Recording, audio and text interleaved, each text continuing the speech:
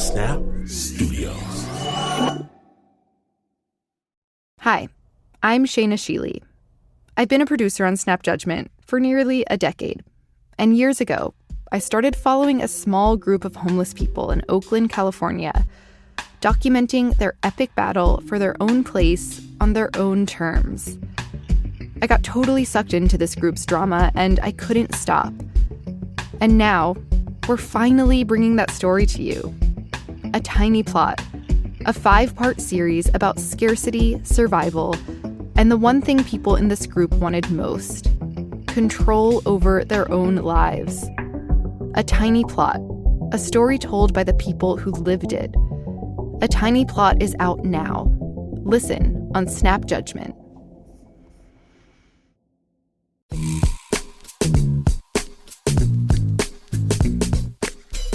Okay, so this is a story about a trick. A trick played on me with great fanfare and elaborate execution. 5th grade, Fancher Elementary, Mount Pleasant, Michigan, first day of school.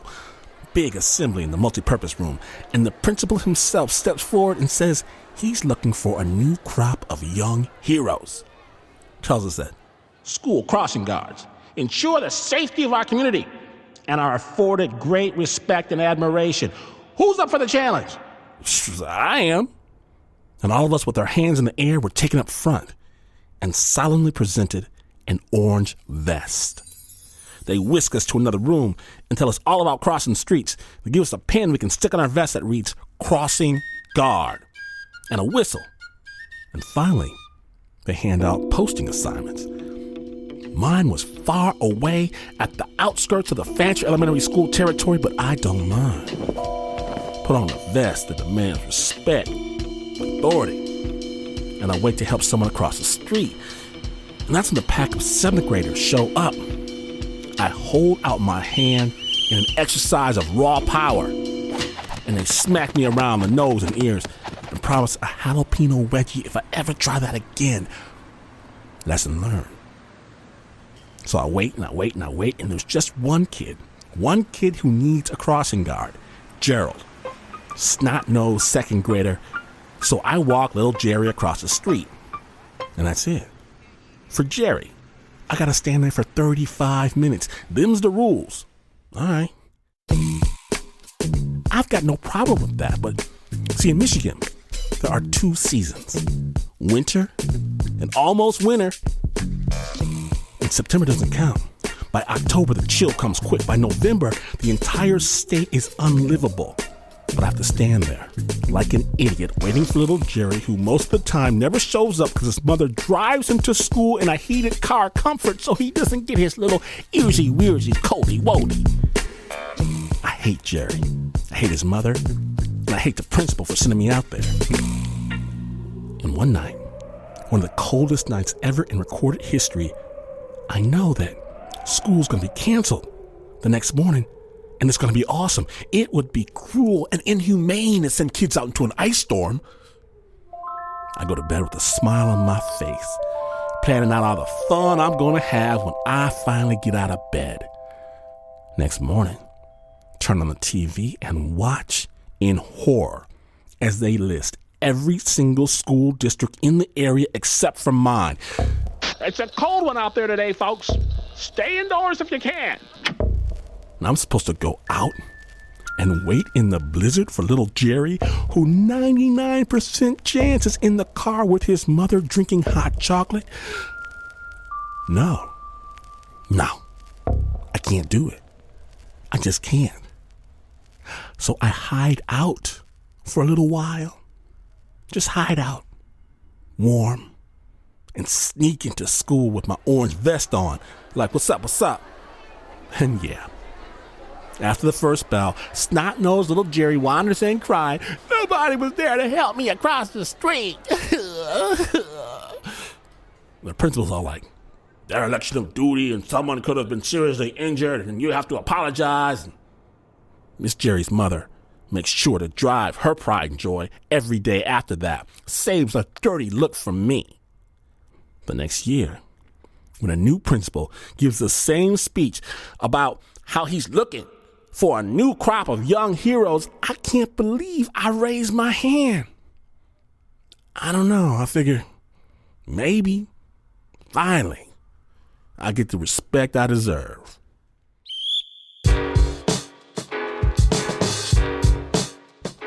Today on Snap Judgment, from WNYC and NPR, Dirty Work.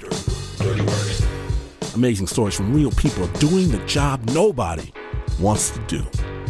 My name is Glenn Washington. Please bring some hot chocolate for your crossing guard, because you're listening to Snap Judgment.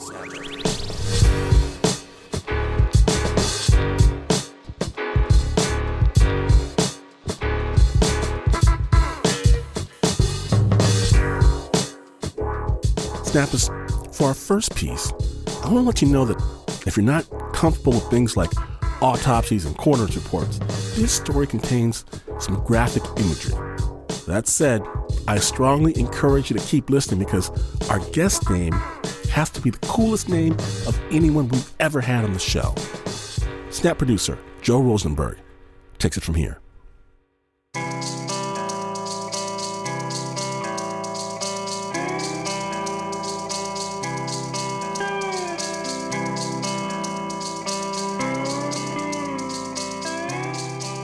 The town of Ringgold, Georgia, is your classic southern small town.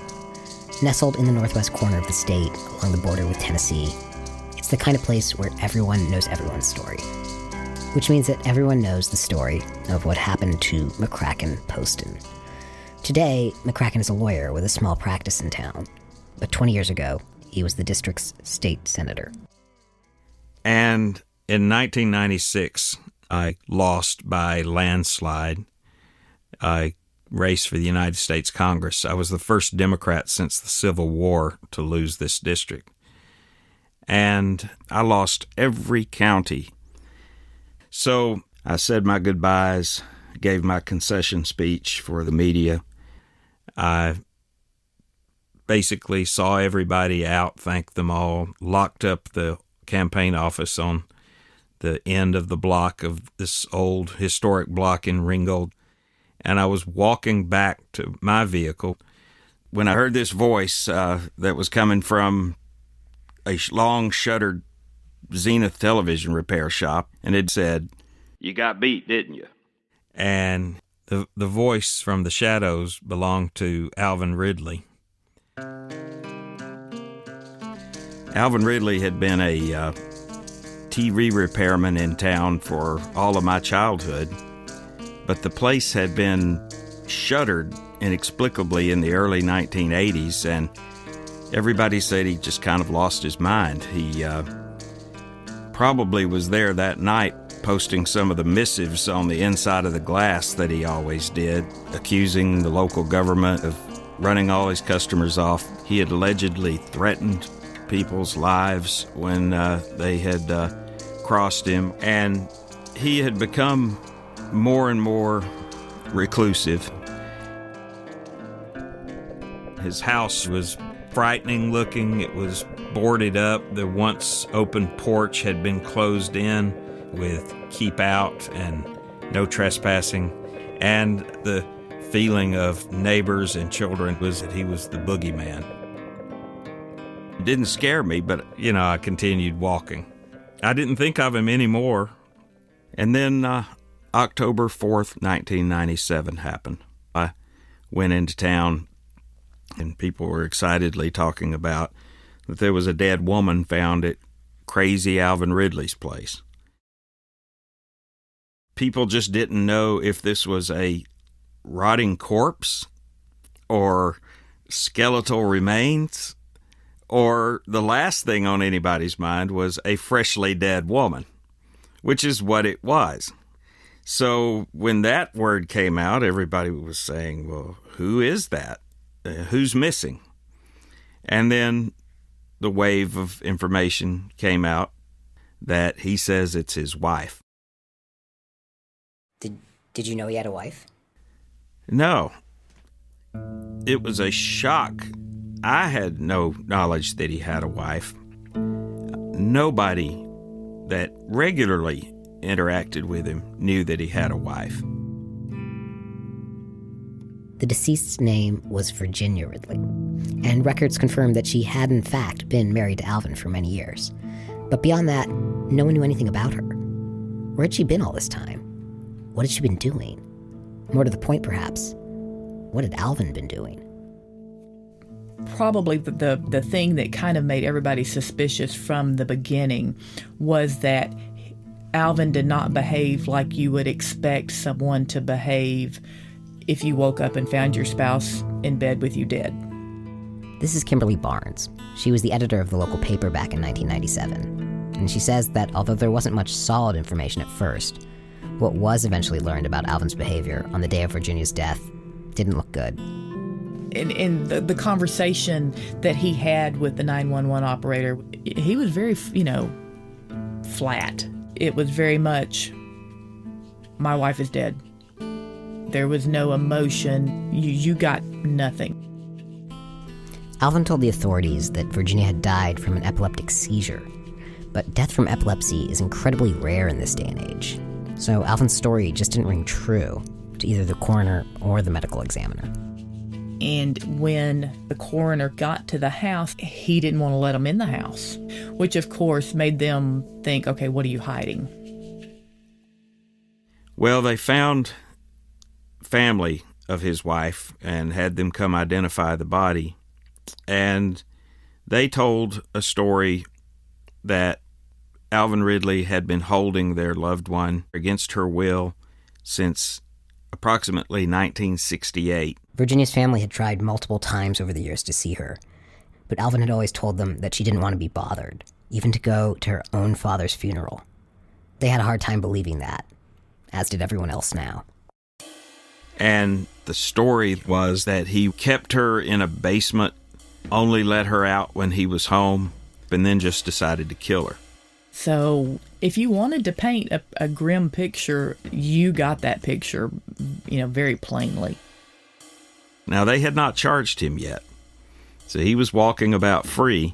And so just a matter of days after that news came out, I started running into him, and in the exact same spot every day. And the second day, I remember he just cast a look at me and nodded his head back and kept going. And I started realizing that it was by design, that he was waiting on me. And so Monday or Tuesday of the next week, just as a kind of a test, I just stopped in my tracks. And I said, how are you doing, Mr. Ridley? And he screwed his mouth up and looked almost like a child that had his feelings hurt. And he started crying out. He was lashing out. Alvin started rambling about a long list of grievances, conspiracy theories, vendettas. The town, he was sure, was out to get him. It was as if the suspicions surrounding his wife's death were just the final straw. He said, oh yeah, and they're saying that I held her for ransom and then I killed her. Well, the first thing out of my mind was just what I had been through in my campaign, because this was a town who had completely rejected me. And I said, I know exactly how you feel. And I think it just was kind of a joke for me, but it just kind of hit him as somebody who was connecting with him. And so he thought he could talk to me. But as they kept talking, it started to become clear to McCracken that Alvin wasn't just looking for a sympathetic ear. He needed a lawyer. And where in the past I would have been very wary that Alvin Ridley was guilty, how was this going to affect my politics? Suddenly, with a vengeance, I didn't care. I almost wanted to represent him to get back at the town who had rejected me. So I said, if you want me to help you, we've got to meet. When Alvin was arrested for Virginia's murder, to everyone's surprise, McCracken not only represented him at the hearing, but was able to get him out on bail. Of course, everybody's pointing and whispering and talking about him, and seeing me with him, their once state representative and failed congressional candidate started another wave of whispers, and the rumors were so prevalent that Alvin had kept his wife hostage. They weren't even saying allegedly. They were saying Did he kill her after keeping her hostage for 30 years? Meanwhile, the only person who was really getting to know Alvin was McCracken. And McCracken wasn't sure what to think. He was 56 years old, and he looked much older. I don't think anybody would choose to have the life that he had. He always was wearing clothes that were old. He always did keep his hair combed well, and he was always shaved, which I thought was interesting since he didn't have running water in his home. So he had a bit of pride about him. But he was starting to fall apart. He started wearing this neck brace. It was like one of these collars that people who fake car accidents wear. It was a pacifier in a way. It allowed him to look pitiful and feel pitiful at the same time. But this one was so old and sweaty and brown that it really just reeked. Finally, I said, Alvin, do me a favor. Before we go to court, I want you to go down to the truck stop, shower, take you some clean clothes, because it's really getting hard to sit next to you, buddy. Well, I was working at my office that night, and a skunk was in my air conditioning duct, and it sprayed up where I visibly saw spray. It settled on all of the files of the case. It got on me, and I go to court the next day, and Alvin Ridley gets to say to me, I don't know if I can sit next to you. And it was a realization that sometimes we can't help our circumstances. McCracken ended up with a lot of anecdotes about Alvin like this. Ones where Alvin would somehow manage to turn the tables on him, in a fun way. But Alvin never really seemed threatening to McCracken. If anything, he just seemed confused and scared. Harmless. And then finally I got the state discovery packet. And this is when I first saw the autopsy. Before McCracken had represented him, Alvin had been obsessed with trying to get the state not to perform an autopsy. And now McCracken thought he could see why. It was some pretty damning stuff. The medical examiner looked at a body that was a delicate, small-framed woman of about 49 years old with petechial hemorrhages around her eyes and mouth, which are indicative in cases of asphyxiation. What did that say to you about your client? Well, I knew that bad things happen to good people. I didn't know if it was possible that they had had a fight. I tried to keep my mind open, but I felt like he had probably done it, that he's grieving terribly over it. And, but it was what I thought. Compounding that was the issue of Alvin's home, where they'd found Virginia's body. The same house with all the keep out signs and boarded up windows. And I'd been asking to get in his home for months with a camera, and he just wouldn't let me. He was acting so strange not letting me in. So here we were a couple of weeks before a potential murder trial, and I had nothing. I had nothing as a defense. Then there was the matter of jury selection. It's very hard to pick a jury in a small town for somebody like Alvin Ridley. Almost all of them knew him by reputation. Almost all of them had heard about the case. That was a huge thing to overcome. And I was not completely confident with the jury that we got. I, honest to goodness, never in a million years thought I would be picked on that jury. Never. I mean, it was a joke for me even to be there. This is Kimberly Barnes again, the journalist. She just happened to be called for jury selection that day. But of course, she had been covering Alvin's case. In most courtrooms, even having read an article about a case is enough to get you kicked out of the jury pool. And it was like, okay, yeah, I'll go down there, I'll collect my $40, and, they will dismiss me and say, yeah, ha, ha, ha, glad to see you, go on home. Yeah, that didn't go so good. Apparently that's not enough to get you off the jury. And she got on, and I thought, now, how is this really going to work? Did you feel like, were you regretting taking on this case at this point? Oh, it was not just me. I had a judge tell me, well, everybody's saying you two deserve each other. And so it was another potential failure in the making.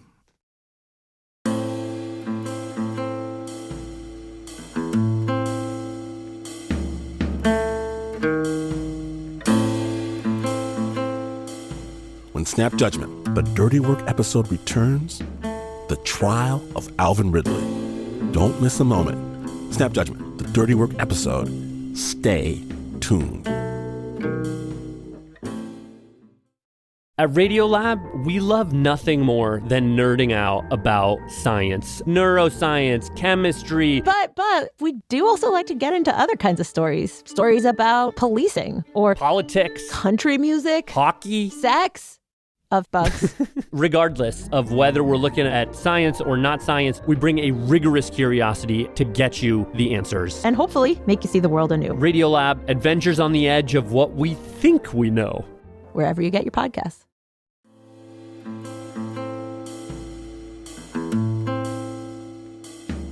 Welcome back to Snap Judgment, the Dirty Work episode. And know this, Snappers, we're about to play the second part of a two-part story on the murder trial of Alvin Ridley. If you're just joining us on the radio, stop now. Take this opportunity to subscribe to our podcast and listen to part one.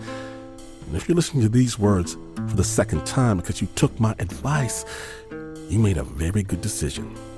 Our own Joe Rosenberg takes it from here. In hindsight, it's easy to see that McCracken Poston had made a terrible mistake. One shouldn't go out of one's way to represent the scariest man in town on a murder charge. But he had, and now McCracken was beginning to suspect that one judge was right, that he and Alvin deserved each other. Just before jury selection, he had found two key pieces of exculpatory evidence. It turned out that another autopsy of someone who had died from an epileptic seizure demonstrated that such a seizure could produce the kind of petechial hemorrhaging around the eyes and mouth found on Virginia. That would support Alvin's version of events. But for McCracken, it wasn't enough. It mitigated toward reasonable doubt. And that's the only way I thought about it right there. Because I still had that nagging doubt. Why would the woman not want to get out and see her family? Why would she not want to go to her father's funeral? What is going on with this mystery woman? And here's his own lawyer begging to get in that house, and he keeps putting me off. Well, Thanksgiving came, and toward the end of Thanksgiving dinner, my parents said, we want to package up some food, and we want you to take it to Mr. Ridley. Well, that's the last place I wanted to go on Thanksgiving. But without calling him or anything, I drove back to his house, and I've got a couple of grocery bags, and he comes to the door and opens it, and I said, Alvin, my folks wanted you to have some food for Thanksgiving. He looked at the bags, he looked at me, and he said, wait just a minute. And he closed the door, and I can hear him inside like he's talking to somebody. And then he comes and opens the door, and I get to go into this very, very strange place. The first door is a closed-in porch, and it was not a pleasant place to be. There was a lot of vermin and a lot of just odor. But when you turn to the right, you go into basically the main room of the house. I can't see anything well because the whole room is dark and it's illuminated by like a single red large Christmas light bulb. But then a regular bulb comes on. And right there in front of me, along one whole wall and part of another wall, there's all this stuff. And it was just about every type of paper or cardboard that you can imagine, that anything that could bear ink. And it was attached to the wall in every way you could attach such to a wall. The cardboard, the heavier stuff, was nailed, stapled. The paper was taped. And when McCracken looked closely, he could see that every item was covered from top to bottom in writing. And it was all done in this very unique hand. And I said, Alvin, what is this? And he said, well, Virginia wrote it. Virginia had something that's not uncommon in patients with epilepsy, called hypergraphia. It compelled her to write down everything that she possibly could write down. She'd had the condition for decades. And from the tens of thousands of documents, I found something from just about every month of 27 years.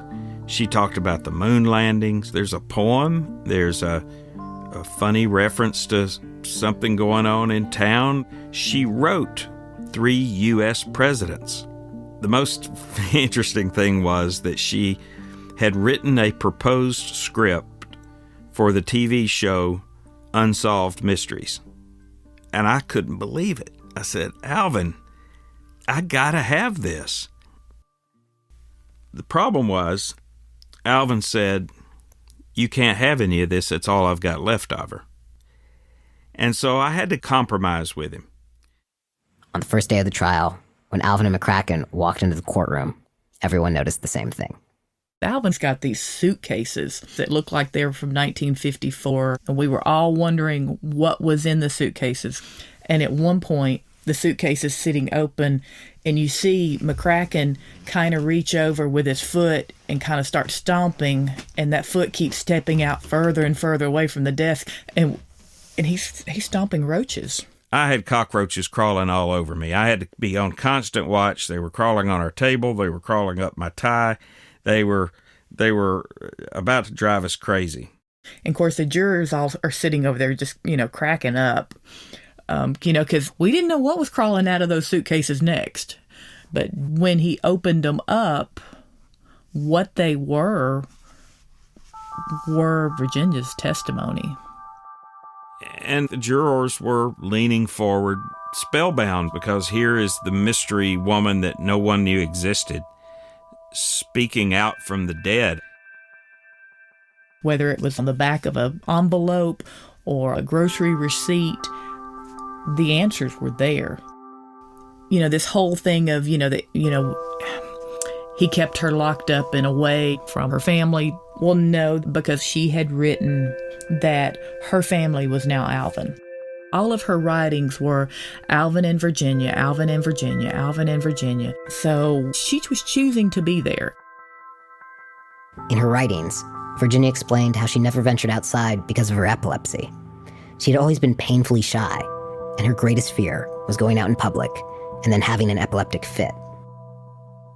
And in one of the 5 Bibles that she filled up the margins with her own writing, on a date in 1977, she wrote, I've stopped taking my medicine today. God has told me he's going to take care of me from here on. And she lived 20 years not medicating. And that, of course, set her up for the classic sudden death in epilepsy case. The same kind of sudden death in epilepsy that produces the same petechial hemorrhaging around the eyes and mouth that the medical examiner had interpreted as a sign of strangulation. And what was happening is the better things happened, we started getting a little following in the courthouse. And one of my lawyer friends, he came up and said, you've got this thing won just as long as you keep Alvin Ridley off the stand. And I just said, yeah, that's the plan. There's no way I'm going to put him on the stand. And, of course, that's when I sent Alvin to lunch, and Jesus appeared to him in a vision during lunch and told him that he had to testify.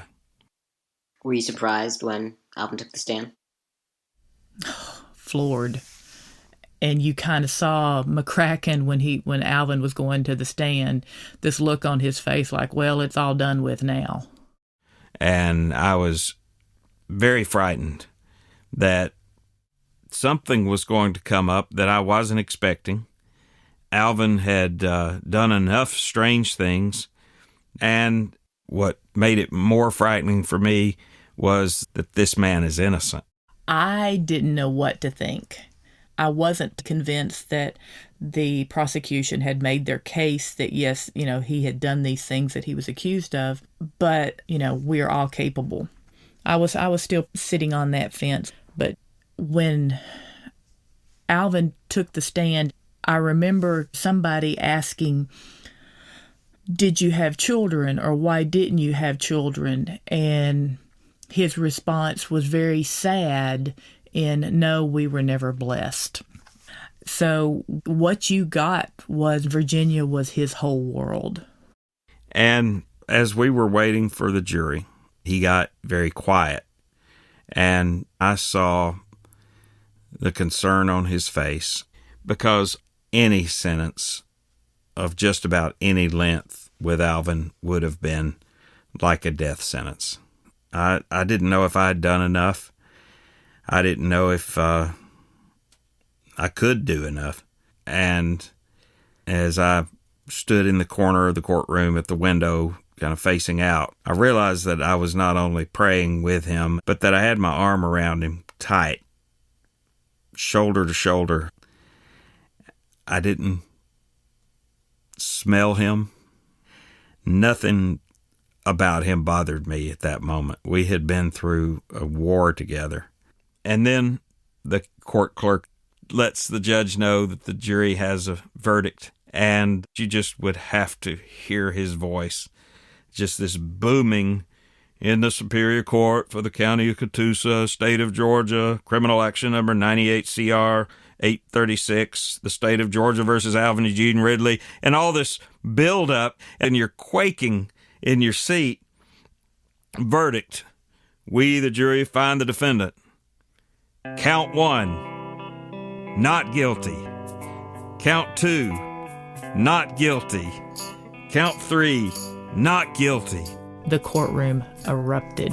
McCracken probably about fell out of his chair, and Alvin started crying. I truly don't think he believed that it was going to come back not guilty. And then we walked together out on the courthouse steps, which was a special place for me because that's where I had accepted my first election. That's where I had conceded my last defeat in politics. And being with Alvin on those steps was the best of all of those times.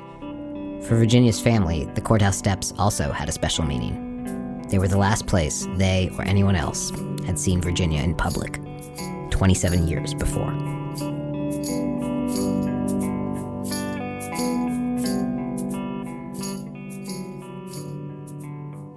Joe, I have one more thing that I've left out. Throughout the case, I would get frustrated with him. And I would ask him, I would say, why did you stalk me? Why were you constantly making sure we were running into each other? And why did you pick me? And he would always say, I'll tell you one day. But that was such a classic put-off from Alvin, I didn't think anything of it. And then at the very end of the trial, we're in my office, and I just, I guess I just said, Alvin, thank you. This is a special thing for me to be a part of. And I said, why? You told me you were going to tell me one day why you picked me. And he said, I'm going to. And he has a VHS cassette. And on it was my name in Virginia's handwriting. I pop it in the VCR, and it is the one televised debate of my congressional race in 1996. And he said, she always liked you.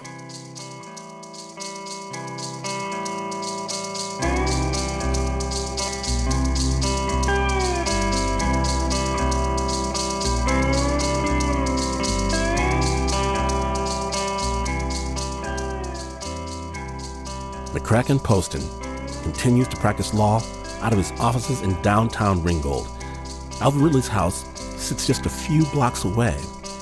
Now, we reached out to Alvin for this story, but he declined an interview, saying that he values his privacy and that he still loves and misses his wife. It's been 19 years since she passed away. The original score for that story was created by Renzo Gorrio, and the piece was produced by Joe Rosenberg. Now, when Snap Judgment continues, we're going to get some cotton candy, some deep-fried Coca-Cola, and a big fat pickle. The Dirty Work episode returns in just a moment. Stay tuned.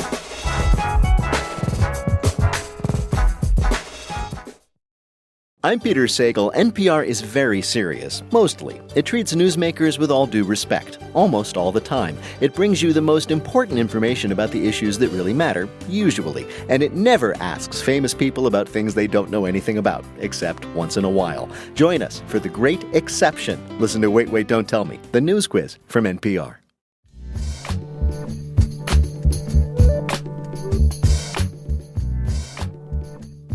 Welcome back to Snap Judgment, the Dirty Work episode. My name is Glenn Washington, and today we're exploring those times in every life when you have to roll up your sleeves and do that which you do not wish to do.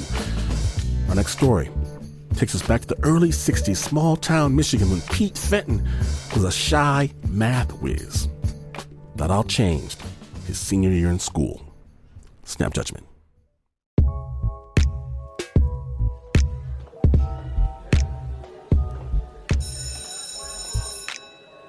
Pete was heading out of his favorite class, geometry, when the unthinkable happened.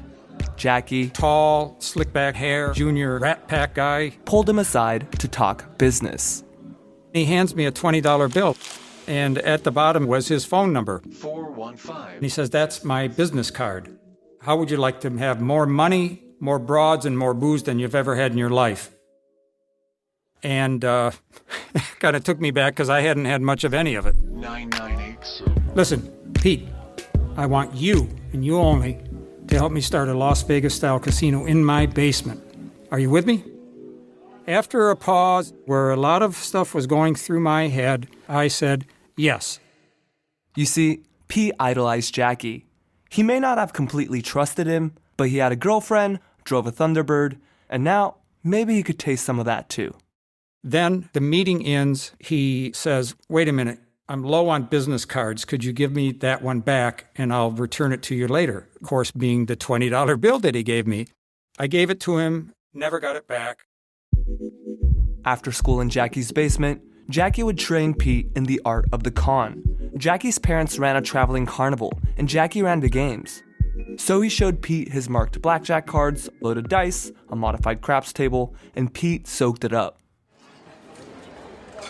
Opening night, they start trickling in early on. By midnight, it was just packed. Everybody was there, the football players, all the cool kids who wouldn't have anything to do with me before, and we're supplying them with free drinks. I was on the other side of the table. They maybe never gambled before in their lives. And it was just, wow, all I've got to do is stand there and take in the money. Like the jocks, oh boy, I loved taking their money. But other people that I'd been friendly with, I felt guilty about taking the money from them. But a business is a business, right? And they were pulling in hundreds of dollars a night. Also for Pete, the best part of the casino came after the casino, when they would just be normal guys and hang out. We'd watch monster movies, we'd joke about them, which of course we thought the jokes we were making were the best ever. Jackie had a couple of pinball machines. One of them didn't work. He opened it up and it was filled with girly magazines. So we'd browse through those. What brought us really together is we both had a wound. Jackie, his mother, would yell at him from the moment he walked in to the moment he left. His father never said a word to Jackie or anyone else or his wife. On the other hand, my father was an alcoholic. My mother was for many years. And we bonded over that, even though we never spoke of it. The relationship I had with Jackie was we were best friends, and it seemed like he considered it the same way. Then one day, a week before graduation, Jackie came to me and said, "The casino, it's over. We're done." I said, "Why? We're doing really well." I said, "You know what? This is good, but I got something better. You know that I work on the Carnival. I want you to come along with me. Would you be willing to do it?" This time, I didn't have any kind of qualms about it whatsoever. Yes. So after graduation, the boys hit the road with the Carnival. And to Pete, it felt like freedom. What I enjoyed most about being a carny was the atmosphere. All the colored lights at night, smells of the cotton candy, shrieking rides, each of which had its own music system, and it all kind of melded together in just some sort of sensory overload. So I had that adrenaline rush every day. As hard as it is to believe, I was like a visiting rock star. Girls would come up to you just because you were a carny.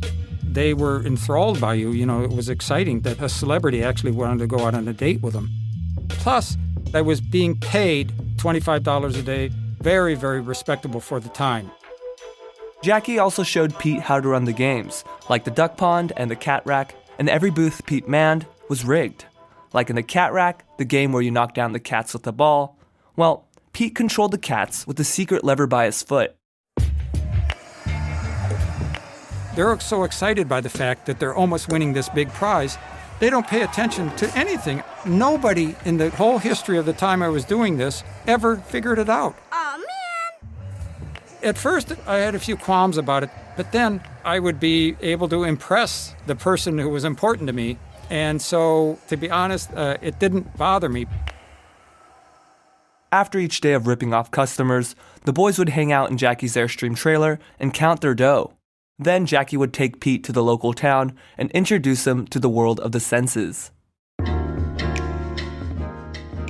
I had my first sip of alcohol with him. I started smoking cigarettes, put them in my mouth and pretended to smoke. Good music, all of the Motown artists. I had my first sexual involvement with a lady of the night. So it wasn't romantic, but at least I got that out of the way. Everything was going fine until one of the veteran carnies talked to me and he asked me to go down and buy a couple of six-packs and he'd pay me back. And I said, I don't have the money to buy the six-packs. He says, you got to be kidding me. The game you're working on, you should be rolling in the money. And I said, no, I'm only making $25 a day on this. And he said, no, you're supposed to be getting 10% of the total take every day. 10%? That would be like hundreds of dollars. Wait, are you kidding me? I'm Jackie's buddy. Of course he's giving me the right thing. He says, no. The guy said, the veteran carnies deal with that as we HO. You hold out the amount of money that's warranted from working that game. It was an eye-opener. I was still buddies with Jackie. We were still getting along great. But I started HOing no more and no less than 10% of the money. At first, I felt guilty about HOing, which was weird because here I am essentially stealing money from the people who walk down the midway, but I felt guilty about doing it with a friend of mine. Eventually, I just couldn't HO anymore, so I went up to Jackie and told him I knew what was going on. And he said, Pete, I got a business here. I really can't afford to pay you the full amount right now. For one thing, because I don't have the cash flow, and secondly, you're a new guy. I'm giving you the opportunity to do this, so how about this as an alternative? I'll pay you the correct percentage, but I will give you the fair percentage when the season is done. It's going to be like a year-end bonus. So, you know, he's been my buddy, and I said, okay, fine, year-end bonus, that's good. Over the summer, Pete became the top dog carny, Jackie's right and left-hand man. But there was still a fly in the ointment, and that was that Jackie had promised that he was going to give me this bonus at the end of the summer. So on the second and last day of summer, Pete hosted a kickback at his motel room with Jackie and some guys, including a carny who went by Fireman. There, he finally asked Jackie, what about my bonus? The fireman speaks first and he says, bonus? Nobody ever gives somebody a bonus at the end of the year. That's a bunch of baloney. And I said, come on, Jackie, you know, we talked about it, you know this. And Jackie said, you know, he just won't respond. Here we go, I realized, okay, there isn't going to be any bonus at the end of the year. This has been all a bunch of crap. Finally, after a long back and forth, we settled on something that I had never heard of before, the Indiana Bust Out. The Indiana Bust Out is an ancient carny tradition. Over the course of one day, the boys would go head-to-head in every booth, using every carny trick up their sleeve to pull in customers and get that money. The bet was double or nothing. The fireman would total up their earnings at the end, and if Jackie won, Pete got nothing. But if Pete won, Pete would get the bonus, doubled. It was hard to sleep that night, and I woke up that following morning, took a shower, put on my coolest suit. Jackie and Pete lined up at the first booth to begin the bust out, while the other carnies took bets. And with the ring of the cowbell, the Indiana bust out was on. Hey guys, you three guys over there, come here. You know the winning duck is in there. These things just don't fly away. They're made out of plastic. So right over here. The winning duck is right over here. Oh, man, that's so close. I can't believe it. No, I'm sorry. On the corner, yeah. 5 for 3, the fourth one's free. A little too soft. You gotta All right, sir. How we doing lob today? it up there. Right, ready? There you go. Oh, Go ahead. Forget about Pete. I'll cut you a better deal. I'm sweating at the corner of the eye. It seems like he's doing better than me. There were some of the games that I had never worked before. And when I'm doing this, I'm kind of reviewing the arc of the relationship from the first time that we met to the casino, to him helping me out and then me learning that he was screwing me. I wondered, had we ever really been friends? Or was I simply a really good employee? Usually I don't. I'm trying to give away every prize before I quit. You just came by at the right time. Boss would kill me if you do this. But give me $1. I'll give you 2 out of 3, and if you do.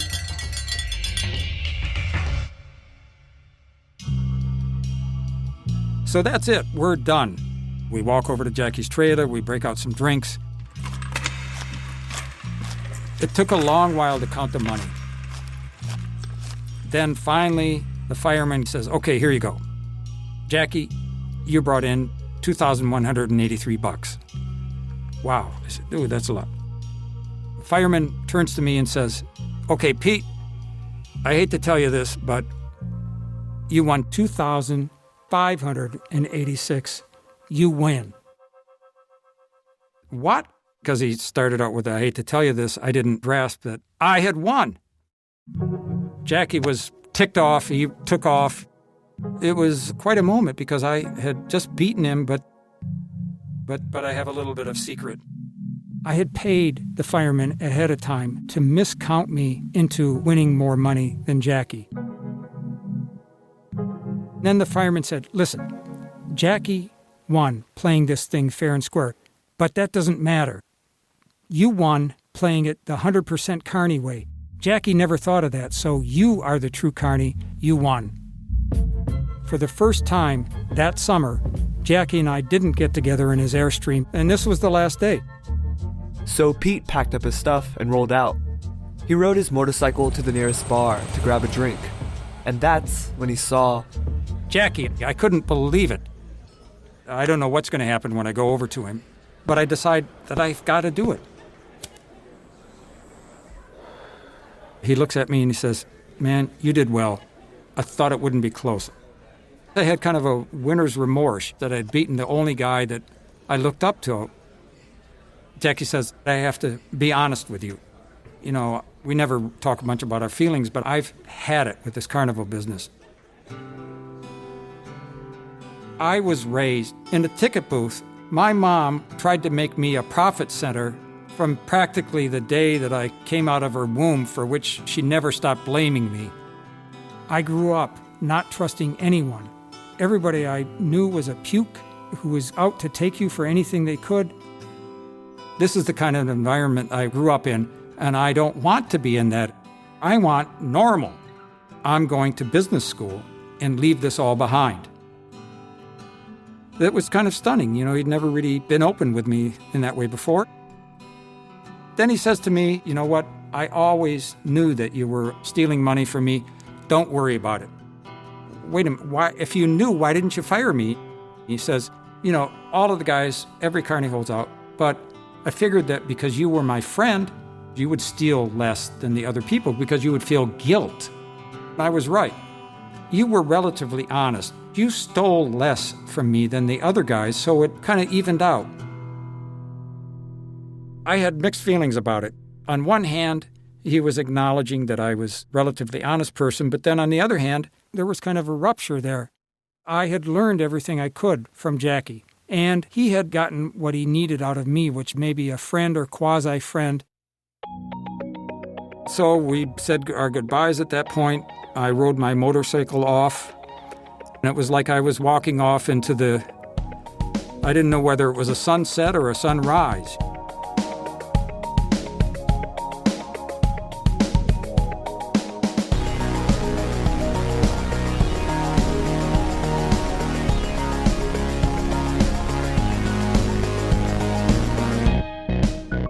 Thank you, Pete Fenton, for sharing that story with Snap. Now, after that summer, Jackie quit his family's traveling carnival and went on to business school. To learn more about being a first-class huckster, check out Pete's book, Eyeing the Flash, The Making of a Carnival Con Artist. We'll have a link on our website, snapjudgment.org. Original sound design for that story was by Leon Morimoto and Davey Kim. It was produced by Davey, Triple Threat, Kim.